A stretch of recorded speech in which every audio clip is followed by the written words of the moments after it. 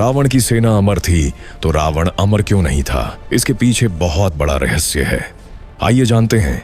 बहुत समय पहले जब लंका का राजा रावण अपनी शक्ति के चरम पर था, तब पूरी दुनिया उसकी ताकत से कांपती थी। लेकिन रावण को सिर्फ लंका का राजा बनकर संतोष नहीं था। वह चाहता था कि कोई भी शक्ति उसे कभी पराजित न कर सके। इसी इच्छा के कारण रावण ने एक भयानक तपस्या शुरू की। वह कई वर्षों तक कठोर तप करता रहा और अंत में उसकी तपस्या से प्रसन्न होकर भगवान शिव प्रकट हुए। शिव ने रावण से कहा, रावण, तुम्हारी तपस्या से मैं प्रसन्न हूं, वरदान मांगो।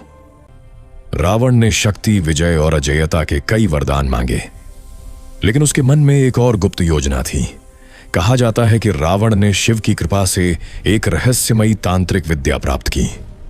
इस विद्या की मदद से वह मृत योद्धाओं को फिर से जीवित करने की शक्ति पा सकता था। इसके बाद रावण ने लंका के सबसे शक्तिशाली तांत्रिकों और राक्षसों को इकट्ठा किया। उन्होंने लंका के एक गुप्त स्थान पर एक रहस्यमयी यज्ञ कुंड बनाया।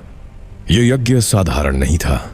उसमें विशेष मंत्र, तंत्र और दिव्य अग्नि का प्रयोग किया जाता था। रावण ने अपने सबसे शक्तिशाली योद्धाओं को इस यज्ञ से जोड़ दिया। उनकी आत्माओं को इस यज्ञ कुंड की शक्ति से बांध दिया गया। अब जब भी युद्ध में कोई योद्धा मरता, उसकी आत्मा तुरंत उस यज्ञ कुंड में पहुंच जाती और यज्ञ की अग्नि से निकलने वाली शक्ति उसे फिर से जीवित कर देती। इसी कारण लंका में उस गुप्त सेना को कहा जाने लगा रावण की अमर सेना। जब लंका का युद्ध शुरू हुआ और राम की वानर सेना राक्षसों से लड़ने लगी, तो एक अजीब घटना होने लगी।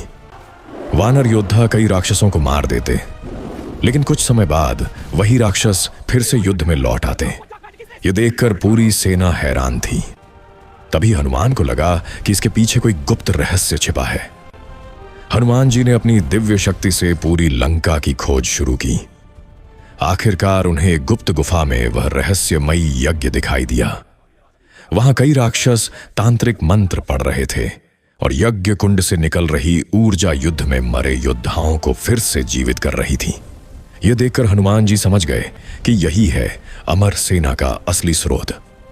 फिर हनुमान जी ने बिना समय गंवाए पूरे यज्ञ कुंड को अपनी शक्ति से उखाड़ लिया और उसे समुद्र में फेंक दिया। जैसे ही यज्ञ नष्ट हुआ, रावण की अमर सेना की शक्ति भी उसी क्षण समाप्त हो गई।